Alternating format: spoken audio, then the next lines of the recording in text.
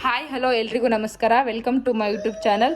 ನಾನಿವತ್ತು ನಿಮ್ಗೆ ಹೇಳ್ಕೊಡ್ತಿರೋ ರೆಸಿಪಿ ಏನಂದರೆ ಹೋಟೆಲ್ ಸ್ಟೈಲಲ್ಲೇ ಸಿಂಪಲ್ಲಾಗಿ ಮನೆಯಲ್ಲೇ ರುಚಿಯಾಗಿ ಪಲಾವ್ ಮಾಡೋದು ಹೇಗಂತ ಹೇಳ್ಕೊಡ್ತಿದ್ದೀನಿ, ಬನ್ನಿ.